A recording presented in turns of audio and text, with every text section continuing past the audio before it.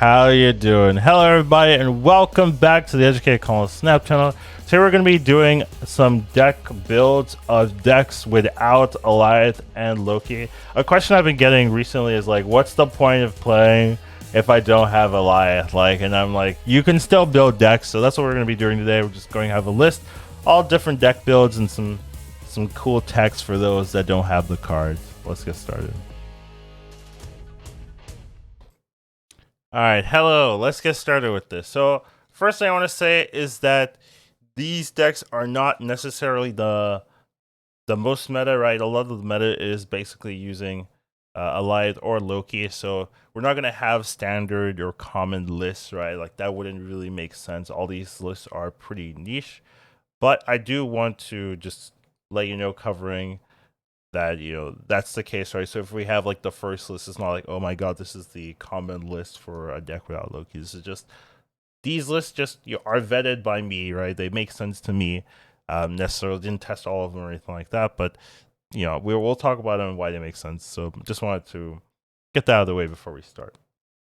So first things first, right? We are going to go with a tried and true high evo. I'd say high evo probably has the best chance of doing well without Loki or Alioth, right? The deck list is already pretty set standard. You have a lot of combos already. You don't really need to do that much. The Sunspot, Nebula, Misty Knight, that gives you scaling. A nice thing is that you run armor a lot in this deck, so as long as you are paying attention, right, the Alioth shouldn't be a big issue if you can set that up there. Sometimes you also run Cosmo, so you can set it up. You just have to have a little bit more forward thinking, assuming what your opponent is going to do. So usually has a pretty good matchup. Armor is a good tech choice into Alioth generally if you don't really want to play it yourself. That is something you can always do, but sometimes it's hard to find a particular list that works, right? High Evolution works very well in that, so definitely take any one of these and see if it works for you. Next up has the same kind of vibe, Shuri. I think Shuri has a great matchup into the Alioth decks, right? Because you are running armor a lot of the time, and you're also running vision. So vision kind of ignores the Alioth setup because you can just move the vision into the lanes you want to do. So it gives you high power, good baseline.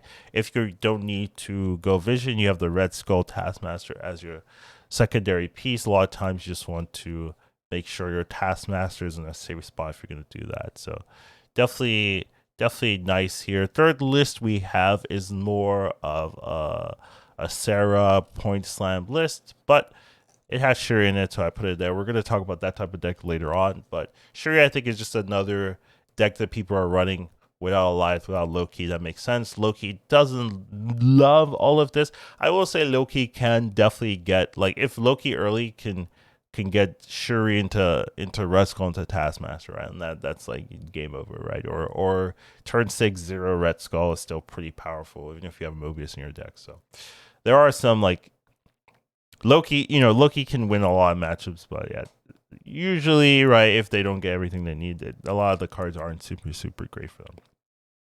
And then the third one of like the trifecta is like Destroy. Destroy is pretty good. I will say I have Death in all of these lists, which I don't love personally, because Death, if they play Mobius, that's one thing about these lists. When I was looking through them, I wanted to make sure that they deal well with Mobius. So anything like, there were some decks that are running like Stature, I can't really recommend. Some decks running Spider Ham, can't really recommend, because pretty much Mobius is in like every deck. So that's the one thing with Destroy. The Death is in the Mobius matchup is not playable. So you definitely might want to switch that out if you're definitely seeing too many of that. But optimal list, right, they will be having the Death in there. So I decided just to leave it in. So so just keep that in mind, right? But Destroy has a pretty nice matchup. The nice thing about Destroy that really no other deck is doing, in my opinion, is running Killmonger. There's really a lack of turn 1 destroy cards in the meta right now, and some people are taking advantage of it, myself included, right? Like everyone's running Kitty, everyone's running Nebula, everyone's running these 1-drops, because there's just not enough Killmongers in the meta to really ring that in. And as soon as you see a destroy deck, okay, Like just don't fully index into your one drops, right? So you can it is at least telegraphed early. You can play around it. But yeah, that's definitely something that Destroy has going for it that I always would love to put in more decks, but I always find like I can see why it's not because there's not enough room for everything you want to add. But yeah, definitely that's one of the big advantages of Destroy, and it has like good upsides. Definitely doing Venom, and there's also many different permutations of Destroy. Destroy is a list that can have like 10 different lists, and I would say they're all pretty viable. You definitely see people doing Armin Zola stuff. You see people doing Nimrod stuff. You see people doing Destroy stuff, and they all like can work for sure. So this Destroy has the most flexibility. I just put 3 in because, but yeah, I'm not a Destroy main personally, so I definitely feel like there's better resources in if you want to be like a master Destroy than me because I don't play much Destroy. So, but I wanted to put it out there. It's a good list and that doesn't run Alioth Loki. Next up, we have Absorbing Brood. This deck is annoying. Honestly, that's my take.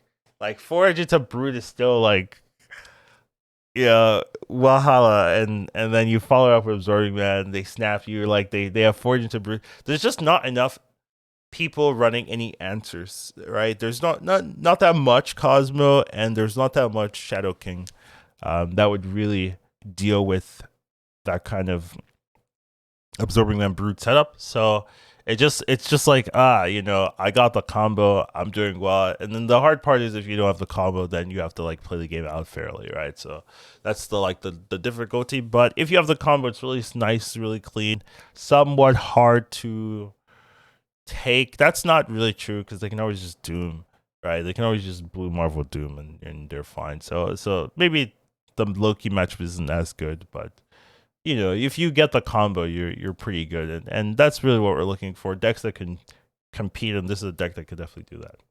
Next up, we have Silky Smooth. Silky Smooth is a good favorite, right? Like, got to give it up to the creator of this deck.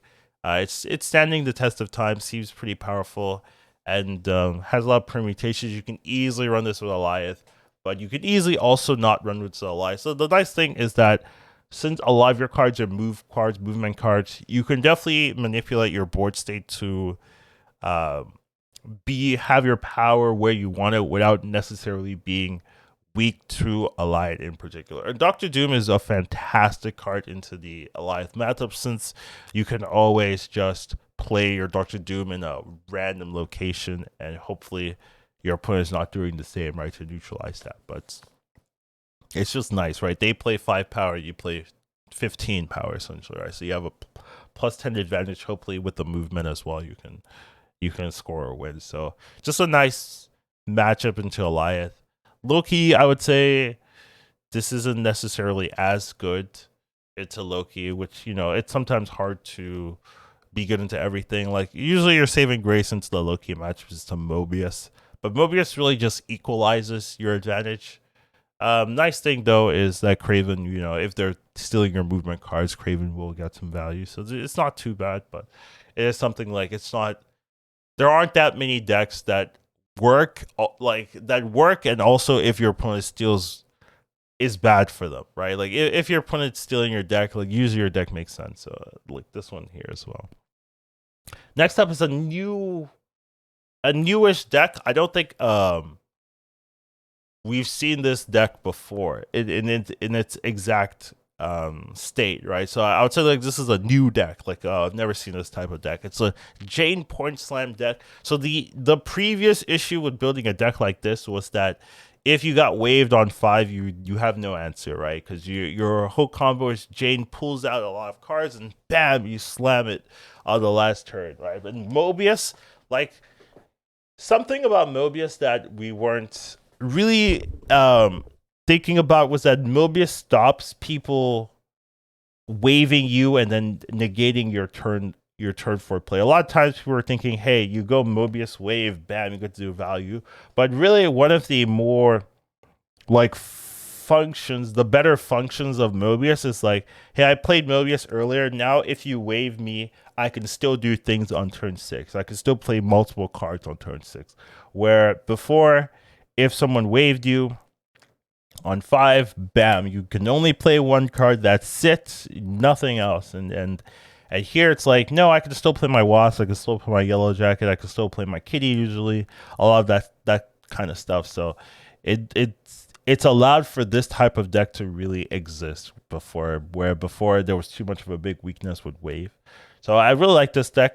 I played into it a decent amount. I played it a couple games as well, where your setup is you want to play Thor into Jane Foster, like those like Bishop, Thor, Jane Foster. You want those out early before turn 6, and then turn 6 you'll have your Wasp, your Yellow Jacket, usually a Kitty somewhere, and then you have Mysterio, Hidden Monkey.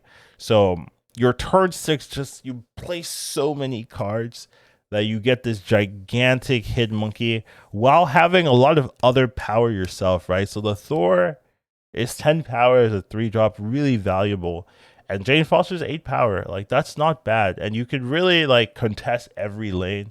And the nice thing as well is some of them run Shadow King, which is just really good in the meta right now, but hard to run. That's been my issue, because there's a lot of, like, core 2-drops that you already want with Mobius and Jeff that is sometimes hard to add, like, an extra 2 that, like, doesn't necessarily do anything for your deck builds. But here, you can fit it out pretty nicely, and definitely like this type of deck. The second one runs Lockjaw, which is just also another engine of value that you're putting in. So there's definitely a lot of cool things in this deck build strategy that I really like. So definitely, props to whoever created this. But yeah, definitely started seeing it more like a couple days ago, and it's been fun to see like new decks pop up. Even in this Alioth Loki meta. And then next up we have Junk. So Junk, I think Dara's been playing this a lot, but I think he changed out his list recently.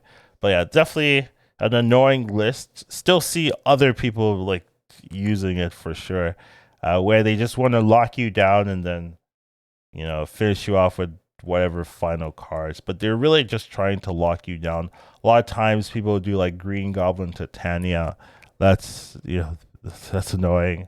Or they'll just Viper you with whatever they want, whether it's the Sentry or the Hood. The Mojo also has super good value as well. So there's just a lot of like nice annoying things you can do with this deck. And I definitely think there's more Junk lists than these, but these are the ones I had. A lot of the other Junk lists do run Alioth, so you do have to keep that in mind. Like, there are other lists. Like with every single deck, I think you can pretty much run an Alioth in every deck, almost every deck, and have it make some sense. So just keep that in mind. Like, these are all lists that are not running Alioth or Loki, right, at all. Next up, we have Kazoo. So Kazoo, Kazar, whatever you want to do, is something that once again takes advantage of the lack of Killmongers at all in the meta. And you can definitely just flood the board with tons of cards, tons of value if you want. So, Kazar's not really the most popular archetype. People just don't like running it, especially because they have bad memories of Killmonger. But there's just not that much Killmonger at all. So you can definitely take advantage of this meta game and just flood your board and hope it works out for you. Don't have too much to say about Kazar. I think it's something a lot of people have experience with as they play, just like a standard to at least try. Next up, we have Cerebro 2. So Cerebro, I think Cerebro's had a resurgence, honestly. I've been seeing more Cerebro, and it hasn't been, like, really bad, I guess. Like, I've seen Cerebro win, I've seen it beat me a couple of times, things like that. So definitely seems like a viable play if you like the playstyle, if you like Cerebro decks. It doesn't seem bad at all. There's definitely a lot of good cards. Cyclops being in the meta for 2 is helpful. Not that you need the Cyclops energy buff, but hey, you might need it if you want it, so may as well take advantage of it while you have it. And then you still have Luke Cage, you still have Hazmat, still have whatever, all these Brood, all these cards that do a lot of value for you, so it still works out pretty well here. And then speaking of Cerebro 2, you also have to talk about Cerebro 3. I would say Cerebro 3 initially was like the more popular one, since it had a pretty good matchup to Loki. But I think Loki's popularity has died down a little bit now. Still a problem, but a little bit just because Mobius does make it more of a fair matchup. It turns off your Quinjet as well, so it's a little bit more uh, deal or it's a little bit easier of a matchup. So people are doing other things now, but you do need to play Mobius in like every deck now, which is it is the meta we currently have. But yeah, Cerebro 3 still works. I wouldn't say it's as popular as Cerebro 5 or Cerebro 2. We don't really talk about Cerebro 5 since that one pretty much all run Alioth. Like it's one of the core reasons you're playing Cerebro 5 because you get to play Alioth. It feels good. So not really talking about that in this particular video, but it is a Cerebro list you can play that I think is pretty good as well. So feel free. Next up, we have Discard. So I would say Discard isn't super popular right now, personally. Is there a particular reason? I mean, people just play whatever they want, right? And maybe Discard is sometimes a little too...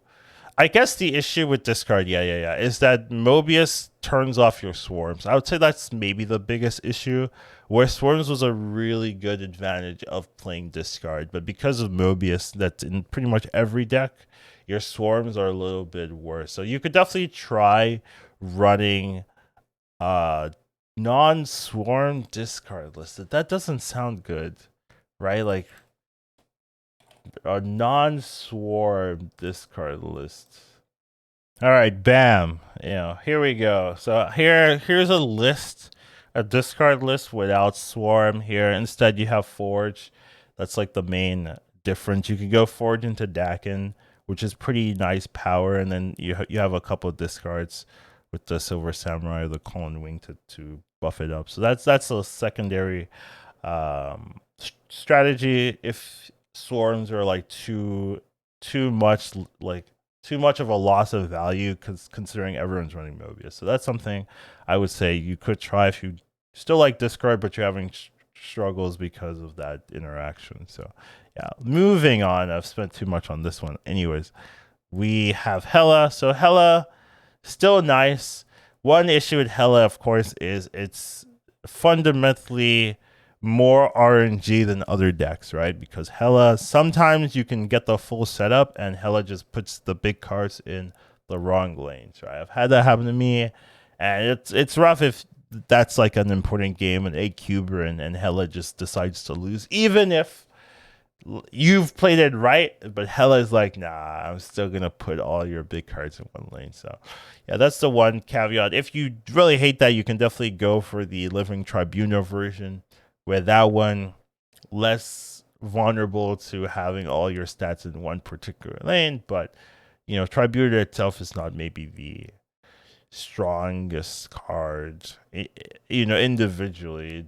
It relies on some of the other cards you're playing with. So definitely have to keep that in mind. But yeah, definitely a fun deck. I'm always happy to see that the most popular list in terms of Hela right now is the list I made. Like I'm always like, yeah, but overall, still interesting to see. Still has some functions. Is just a little bit more RNG than maybe some people are okay with. Next up, we have Surfer. So Surfer is cool. Surfer's nothing wrong with Surfer. A lot of people are playing like Iron, like Patriot Surfer, Forge Brood Patriot Surfer, that kind of thing. But you can play regular Surfer with Sera. I would say the nice thing with regular Surfers, you get to play Rogue and not feel bad about it. So if you're dealing into the Mobius, you can Rogue their Mobius and then you can Sera yourself and have that combo in the final turn. So it's not too bad. But overall, some people like Surfer, some people don't. I would say, it has the values there. You get to play a lot of tech cards. That's really, in my opinion, the biggest advantage of Surfer decks. They are chock full with tech cards, so you just get to play all the tech cards you want. You get to play Killmonger, you get to play Shadow King, you get to play Juggernaut, Storm, Spider-Man. Like, it's so many tech cards that cost on 3, so you get to use them all. All right, next up we have Sera Control. So Sera Control, I would say, falls down a little bit because you kind of need Rogue if you really want to be consistent with that. So, Mobius does shut it down. So you're kind of running Rogue instead of Enchantress, which I think is fine, but it's just something you have to keep in mind. You can still also run Enchantress if you want. Just I didn't put an Enchantress list here, but it's still you play Sera and then you flood at the final turns. Same kind of strategy here. And then not the last one, okay. But one of the we're nearing the end essentially, and Wong Reveal I think is a deck that takes advantage of once again the lack of Cosmo in this meta. A lot of people are doing Alioth stuff, and Alioth players don't really play Cosmo because it turns off their own Alioth, right? If you play Cosmo, then I can't play Alioth in that lane. And a lot of times that's not what they're going for. So you don't see a lot of Cosmo, you don't see a lot of Killmonger, armor, that kind of stuff, because people are thinking about themselves doing their own Alioth plays. So you can definitely take advantage of that with Wong. You do have to be a little bit aware if you're playing Wong, because what people will do, of course, is play their Alioth in the Wong lane, right? Like, it's obvious. So there are some times, especially if you're behind, where you set up the Wong and then you play your Doctor Doom or something in a different lane. So just there are some mind games with this type of deck you have to be aware of. So just keep that in mind when you're making these plays, when you're making these combos. And then last one is High Evolution Lockjaw. So this is the old High Evolution with Lockjaw deck where you just play your cards and pump out big things.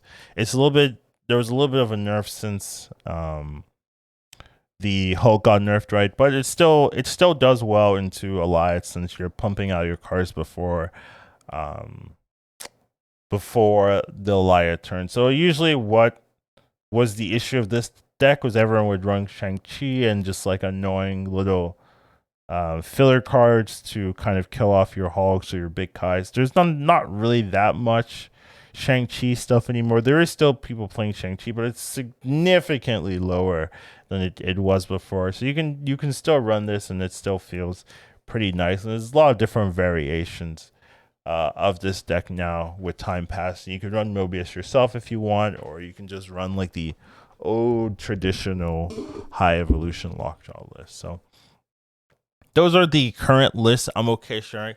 I'm working on my own personal list, but I still need some time. It's been doing well for me, but I'm not ready to like share it for now. It's kind of weird.